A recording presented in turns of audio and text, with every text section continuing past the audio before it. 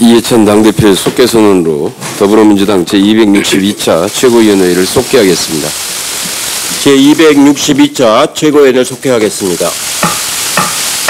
이해찬 당대표의 발언이 있겠습니다. 오늘은 21대 국회 정상화와 3차 추경 처리를 위한 상임위 구성의 마지막 시한입니다. 우리 민주당은 오늘을 결코 넘기지 않겠습니다. 21대 총선 민의는 일하는 국회를 만들라는 것이었습니다. 민주당은 그 뜻을 받들어서 개원일부터 끊임없이 일하는 국회를 위한 준비와 노력을 해왔습니다. 아울러 이전 국회와는 다른 일하는 국회를 출범시키기 위해서 미래통합당에 최대한 양보하면서까지 설득하고 인내를 해왔습니다. 그러나 미래통합당은 원내대표 간의 가합의 파기와 원내대표의 산사정치, 잠적정치로 국회를 마비시켰습니다. 가합의를 해놓고 한 적이 없다고 연락도 받지 않고 잠적해놓고 3차 추경안을 제대로 설명받지 못했다는 식의 구태로 일관하고 있습니다. 민주당은 합의에 의한 국회 정상화를 위해 참고 설득을 해왔습니다. 사찰 자맹은 통합당 원내대표가 다녀왔는데 더 이상 말씀을 안 드리겠습니다. 민주당의 인내도 오늘이 마지막입니다. 미래통합당이 어떤 결정을 내리든 민주당은 오늘 원 구성을 매듭짓고 이번 임시국회에서 3차 추경안을 반드시 처리하겠습니다. 법률로 정해진 고위공직자 범죄수사처 출범이 불과 보름 앞으로 다가왔습니다. 공수처 설치는 검찰개혁의 가장 핵심적인 사항입니다. 요즘 검언유착, 증언조작의 재직구 감싸기와 내부 분란까지 검찰의 난맥상이 극에 달하고 국민의 신뢰를 잃고 있는데 공수처는 이런 문제들을 방지하고 해결할 수 있는 강력한 제도입니다. 공수처는 법률이 정한 시한에 반드시 출범해야 합니다. 지난 20대 국회에서 공수처 출범과 검찰개혁을 방해하던 법사위는 이제 없습니다. 21대 국회 법사위는 공수처를 법률이 정한 대로 출범시키고 검찰이 자기 성찰과 자기 개혁을 할 수 있도록 해야 할 것입니다. 민주당은 21대 국회 상반기에 검찰개혁을 마무리 짓겠습니다. 미래통합당은 법률이 정한 자신의 의무를 다해야 합니다. 만약에 통합당이 공수처 출범을 방해한다면 민주당은 공수처법 개정을 포함한 특단의 대책을 마련해서라도 반드시 신속하게 공수처를 출범시키겠습니다.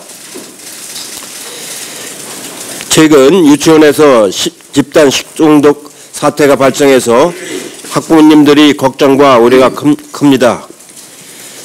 그러자도 코로나 때문에 여러 가지 걱정이 많으신데 이런 식중독 사고가 발생해서 학부모님들에게 걱정을 끼치게 된 점을 당을 대표해서 대단히 죄송스럽게 생각을 합니다. 앞으로도 그 교육시설에 종사하시는 모든 분들이 매우 어렵겠지만 그 하나하나 아이들을 잘 보살피는 심정으로 최선을 다하도록 당에서도 독려하고 지원하도록 하겠습니다. 우리는 이제 코로나뿐만 아니라 여름 무더위와도 싸워야 합니다. 당정은 다시 한번 여름철 보건 관련 사안을 점검해 주시고 보건당국과 지방자치체 그리고 국민 여러분 모두가 힘을 합해서 이번 여름을 이겨나가도록 함께해 주시기를 말씀을 드리겠습니다. 이상입니다. 다음 김태년 원내대표의 발언이 있겠습니다.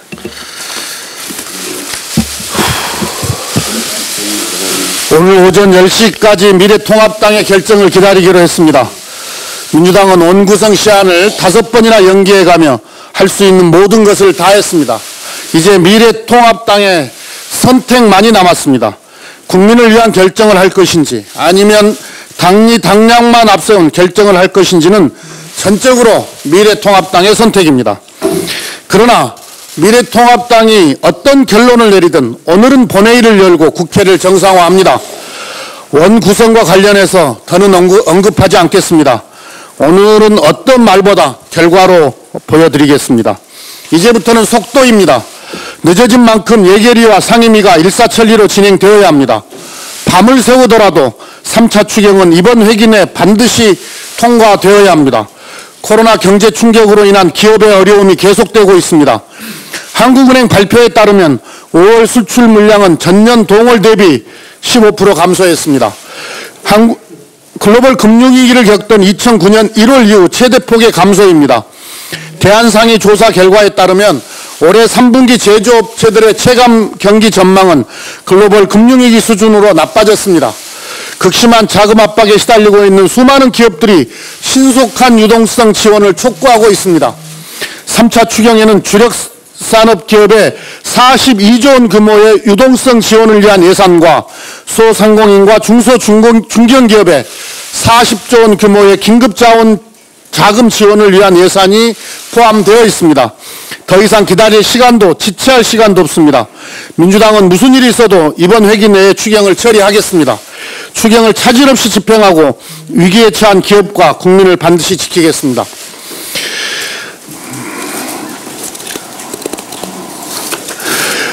일본 아베 정부가 우리나라의 G7 정상회의 참여에 반대하고 있다고 합니다. 가장 가까운 이웃나라 한국을 견제하는 아베 정부의 속 좁은 소국 외교가 유감스럽습니다. 한때 세계 2위 경제 강국으로 국제 외교 무대에서 환경 외교, 인간 안보 외교를 주도하고자 했던 중견 국가로서의 위상을 포기한 것인지 묻지 않을 수 없습니다. 최근 일본은 글로벌 선도 국가로 성장하고 있는 대한민국에 대한 시기심으로 치부하기에는 지나칠 정도로 방해와 견제가 심해지고 있습니다. 작년 이맘때 아베 정부는 부당한 수출 규제를 통해 우리의 핵심 산업인 반도체 산업을 공격했습니다. 또한 일본 정부는 우리 산업에 대한 강도 높은 추가 보복을 예고하고 있습니다. 이제 아베 정부는 우리나라의 관계 개선을 운운할 자격을 상실해가고 있습니다. 일본은 미래지향적인 한일 관계를 더 이상 훼손하지 말 것을 엄중히 경고합니다. 아울러 일본의 견제를 이겨내기 위한 산업 경쟁력 강화에 국민 역량을 집중해야 합니다. 소부장 산업의 국산화와 경쟁력 강화를 위해 정부 정책 강화는 물론 민간도 경각심을 가지고 산업 경쟁력 강화에 총력을 기울여야 합니다. 우리나라 G7 초청은 범세계적 문제에 대한 대응력을 높이려는 조치입니다. 코로나19 대유행으로 인한 위기가 계속되는 상황에서 국가 간의 소통과 공조가 절실합니다. 아베 정부가 코로나19 위기에 맞선 국제사회의 이 같은 협력에 찬물을 끼얹어서는 안 됩니다. 일본 아베 정부는 코로나 위기 극복을 위한 글로벌 협력의 중요성을 신중하게 받아들이고 전향적인 태도를 취해 주시기 바랍니다. 대한민국은 코로나 위기 극복을 위한 국제사회의 협력에 있어 방역과 경제 양면에서 한국이 할 수 있는 모든 역할을 다하겠습니다. 중견국가 대한민국과 일본의 협력은 아시아 평화질서 구축에 매우 중요합니다. 일본의 미래지향적 한일 관계 복구에 대한 이성 회복을 촉구합니다.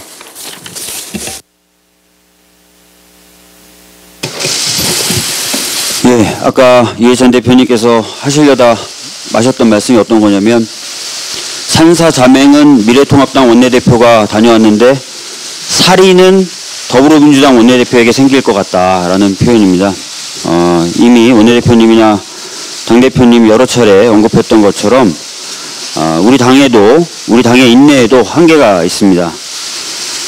오늘로써 벌써 21대 국회 개원 한 달입니다. 코로나19 위기인 이 시기에 아직도 국회에 문을 못 열고 있는 것은 정말 부끄러운 일이라고 할 수 있습니다. 오늘 전향적인 자세로 국회에 복귀하시기를 미래통합당에게 다시 한번 간절히 부탁드립니다. 원내에서 치열한 토론과 논쟁하는 것은 환영하지만 원내에서 입법 활동을 방치하면서 버티고 있는 것은 국민들의 외면을 초래할 뿐입니다. 6월 26일 검찰 수사심의위원회 산하 현안위원회가 이재용 삼성전자 부회장의 삼성물산과 제일모직의 부당합병 및 기업 지배력 불법 승계와 관련해서 수사 중단 및 불기소 공고를 내렸습니다.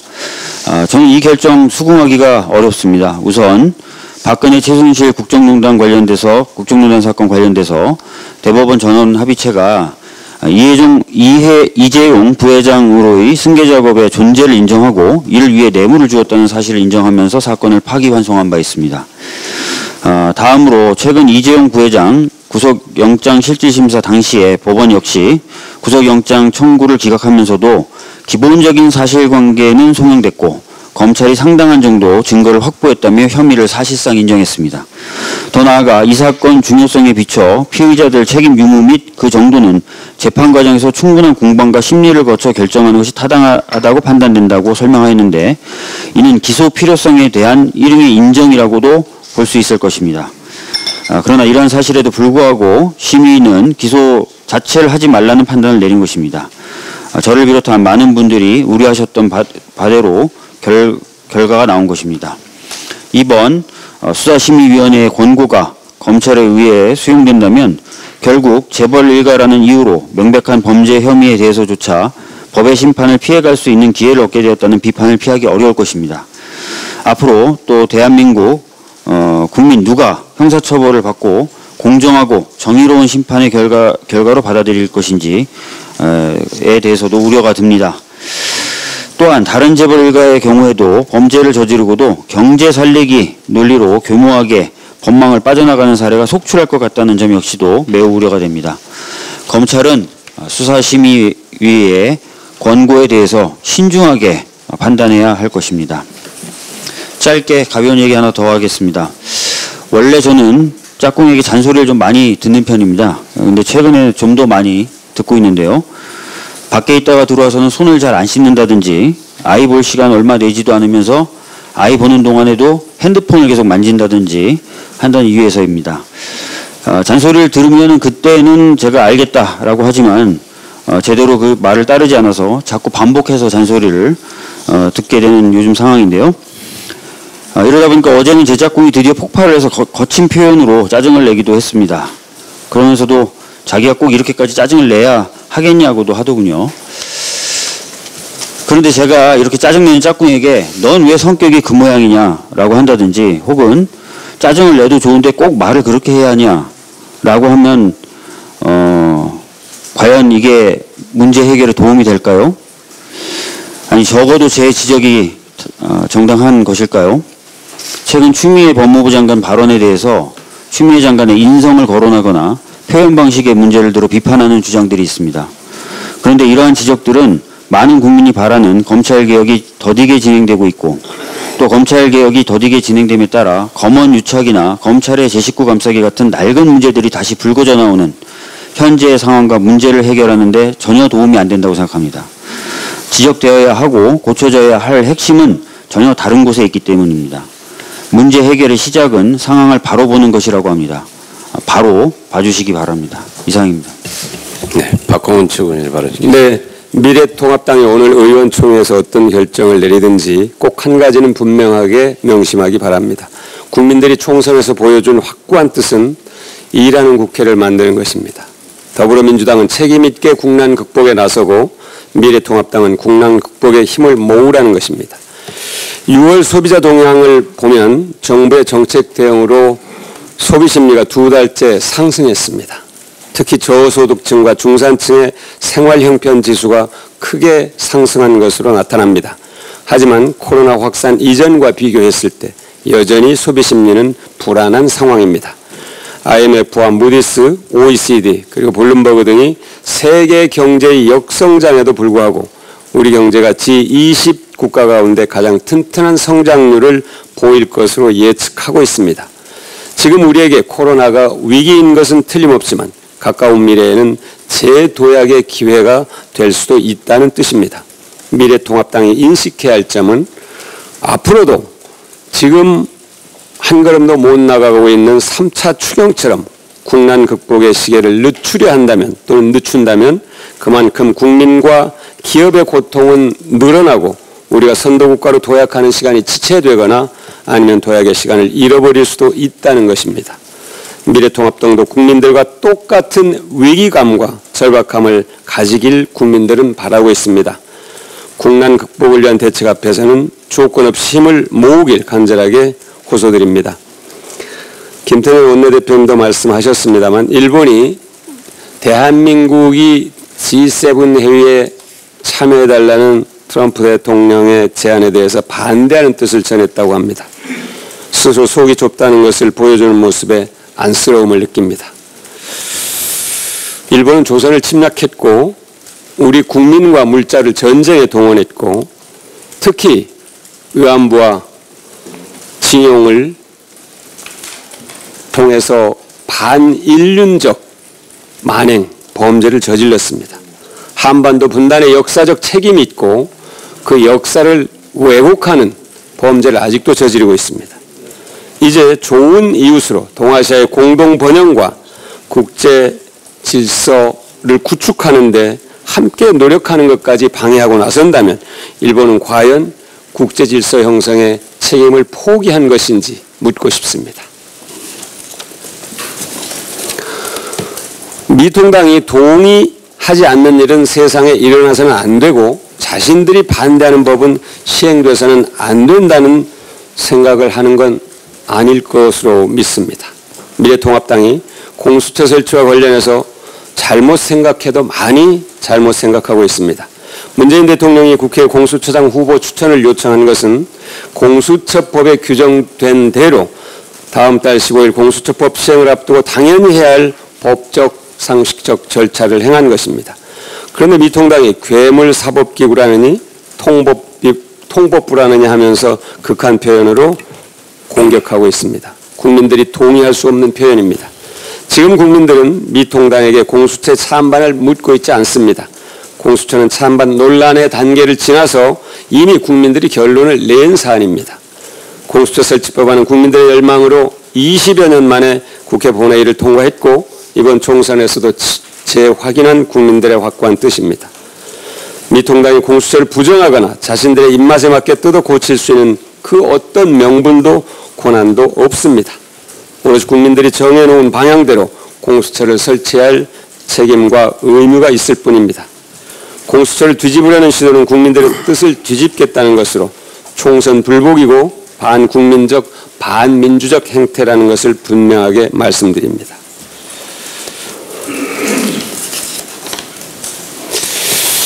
인천공항 보안검색요원의 정규직화에 대해서 미래통합당이 여전히 정치 공세를 펴고 있습니다. 멈춰주시기 바랍니다. 최저임금을 공격하고 갈등을 부채질했던 무책임한 방식을 되풀이해서는 안 됩니다. 지금은 과거 1997년 외환위기가 양산한 비정규직 문제가 과연 우리 사회의 공정한 틀인지 비정규직 문제를 이대로 내버려 두는 것이 과연 공정한 것인지에 대한 진지한 성찰이 그 어느 때보다도 필요한 시기입니다. 포스트 코로나 시대는 4차 산업의 발달로 노동자의 안정성이 더욱 위협받으면서 비정규직 문제가 우리 사회의 핵심 의제로 떠오를 것입니다. 지금보다도 훨씬 심각한 의제가 될 가능성이 매우 높습니다. 이번 기회에 국가가 책임감을 갖고 노동시장의 양극화 문제를 해소할 수 있는 고용 안전망, 사회 안전망 구축에 집중하면서 이와 함께 동일노동, 동일임금 원칙의 제도화를 추진하는 것이 바람직한 방향입니다. 미통당은 새누리당 시절인 2016년 총선에서 동일노동, 동일임금을 공약했습니다. 지금부터 동일노동, 동일임금의 제도화에 머리를 맞대야 합니다. 이것이 특성이나 기능의 필요성 때문이 아니라 임금의 지출을 줄이기 위한 방편으로 비정규직을 양산하는 불공정을 차단할 수 있는 길이기 때문입니다. 청년의 아픔을 이용하는 무책임한 정치를 멈추기 바랍니다. 이상입니다. 네, 서른 최고위원의 발언 있겠습니다. 원구성 협상을 지연시키면서 3차 추경 발목을 잡은 미래통합당이 공수처 출범도 발목을 잡을 모양새입니다. 문재인 대통령이 24일 박병석 국회의장에게 공수처장 후보 추천을 요청한 것과 관련해서 주호영 미래통합당 원내대표는 대통령의 또 다른 행정명령이라고 주장했고, 견제를 받지 않는 괴물사법기구가 대통령의 손아귀에 들어가는 상황을 방치할 수 없다라는 주장까지 내놨습니다. 야당 원내대표가 사실을 왜곡하는 주장을 폭언과 함께 국민을 현혹하는 것에 대해서 대단히 유감스럽다는 말씀을 드립니다. 7월 공수처 출범은 대통령의 행정명령이 아니라 지난해 12월 국회를 통과한 공수처법에 명시되어 있는 것으로 국민과 약속이고 국회의 의무입니다. 견제받지 않는 괴물사법기구가 대통령 손아귀에 들어간다는 폭언도 사실을 심각히 왜곡하는 것입니다. 야당의 견제장치는 충분히 마련되어 있습니다. 공수처장 추천은 추천위원 7명 중 6명이 찬성해야 가능하기 때문입니다. 야당 추천위원 2명이 반대하면 공수처장으로 추천될 수 없는 구조입니다. 공수처장 임기가 3년 단임이고 퇴직 후 2년간 대통령이 지명하는 정무직 등에 임명하지 못하도록 하는 등 공수처의 독립성을 보장하는 장치도 마련되어 있습니다. 공정한 사회를 위한 반부패 개혁은 국민 모두가 원하는 일이고 공수처 설치는 국민 다수가 찬성하는 일입니다. 미래통합당이 거짓 주장까지 하며 공수처 설치를 반대하면 스스로 개혁의 대상임을 자인하는 셈이라는 것을 분명하게 알아야 할 것입니다. 이상입니다. 네, 김혜영 최고위원의 발언이겠습니다. 일본의 언론 보도에 따르면 우리나라의 G7 확대 참여에 대해 일본이 반대의 의사를 밝히면서 G7 기본틀 유지를 주장했습니다. 코로나19로 인해 전 세계가 많은 변화를 겪고 있습니다. 이러한 세계적 위기를 극복하기 위해서는 현 상황에 적절히 대응할 수 있는 국제적 논의와 협력의 질서가 필요합니다. 대한민국이 세계 경제에서 차지하는 비중과 코로나 방역 역량 등에 비추어 G7 확대 참여라는 국제적 질서의 변화 필요성이 제기된 것입니다. 그럼에도 불구하고 아베 총리가 자국 내에서의 정치적 이익과 국제적 논의와 협력의 질서에 대한 일본의 이기적 시각으로 우리나라의 G7 확대 참여를 반대하는 것은 세계 주요국의 책임 있는 정치인으로서의 자세가 아닐 것입니다. 아베 총리는 G7을 확대해 대한민국이 참여하는 것에 딴지를 걸 것이 아니라 한일 과거사 문제에 대한 올바른 인식과 반성, 사죄를 바탕으로 양국이 미래지향적인 관계로 나아갈 수 있도록 역할을 다해야 할 것입니다. 이상입니다. 네, 남인순 최고위원의 발언이겠습니다. 네, 미래통합당 주호영 원내대표는 페이스북을 통해서 공수처는 국회의 견제를 받지 않는 괴물이라며 공수처 설치 지연에 대한 책임론을 회피했습니다. 공수처는 법정 시한인 7월 15일까지 출범시켜야 합니다. 하지만 원 구성이 지연되면서 아직 공수처장 후보 추천위원회조차 꾸려지지 못하고 있는 실정입니다. 미래통합당이 공수처와 관련해서 국회의 견제를 받지 않는다거나 사법 장악 운운하는 것은 어불성설이며 공수처 출범을 방해하고 시간 끌기를 하려는 것이라면 국민적인 지탄을 명기 어려울 것입니다. 공수처장 후보는 추천위원 7명 중 6명이 찬성해야 가능합니다. 야당 추천위원이 2명이 동의하지 않으면 공수처장 후보를 추천할 수 없기 때문에 미래통합당의 주장은 사실과 다릅니다. 미래통합당이 오늘 본회의에 출석해서 원 구성을 마무리하고 제때 공수처장 후보자를 추천해서 법정 시한인 7월 15일까지 공수처를 출범시켜야 한다는 점을 다시 한번 강조합니다. 안산의 한 유치원에서 발생한 장출혈성 대장균 감염 관련해서 정부는 역학조사 등을 실시했으나 아직까지 명확한 원인을 찾을 수 없다고 밝혔습니다. 안산 유치원에서 식중독 의심 환자 발생 신고가 6월 16일 접수되고 신장 투석까지 받고 있는 아이들이 있다는 사실이 SNS와 언론을 통해서 조금씩 밝혀지기 시작하면서 열흘 만에 나온 정부의 대책에 아쉬움이 큽니다. 일명 햄버거병이라고 불리는 용혈성 요독 증후군이 이렇게 집단적으로 발병한 사례가 최초임에도 불구하고 발병 원인이 오리무중에 빠지게 된 것은 정부 당국의 뒤늦은 대응도 한몫했다고 보여집니다. 사건이 발생한 안산 소재 유치원 원장은 사건 발생 전후인 6월 10일부터 15일까지 방과 후 간식이 보존되지 않은 것에 간식도 보존식으로 보관돼야 한다는 점을 알지 못했다며 역학조사에 필요한 폐기된 증거에 대해 그의 본인의 무지로만 치부하고 있습니다. 수년간 집단급식을 하는 대형 유치원을 운영한 원장이 이런 기초적인 사실을 알지 못했다는 변명을 믿을 국민은 많지 않습니다. 간식은 보존식 하는지 몰랐다면 지금까지 한 번도 위생 당국의 점검을 받지 않은 것인지도 의문입니다. 이 유치원을 점검해온 위생 당국에 대한 조사도 필요해 보입니다. 보존식을 고의로 폐기한 것은 아닌지 증거인멸의 정황은 없는지 철저한 조사가 필요합니다. 아직도 그 발병 원인을 찾을 수 없다는 사실에 대해 집단급식을 하고 있는 유치원, 어린이집, 학교에 아이들을 보내고 있는 학부모의 걱정이 갈수록 커지고 있습니다. 올해 통과된 유치원 3법 중에 학교급식법은 적용 대상의 유치원을 포함시켜 급식 비리를 막고 유치원 급식을 보다 체계적으로 운영하게끔 만들었습니다. 학교급식법 개정이 너무 늦게 되는 것이 참 아쉽다는 생각이 듭니다. 그래서 내년 1월에 시행된 예정인데 내년까지 기다릴 것이 아니라 시행 시기를 앞당길 필요가 있다고 봅니다. 이상입니다. 네, 이영석 최고위원 발언 있겠습니다. 예, 언론 보도에 따르면 G7 정상회의를 확대해 우리나라를 초청하겠다는 미국의 방안에 대해 일본이 반대했다고 합니다. 일본은 문재인 정부의 대북 정책과 대중 정책이 G7의 방향과 다르다는 것을 그 이유로 들었다고 합니다.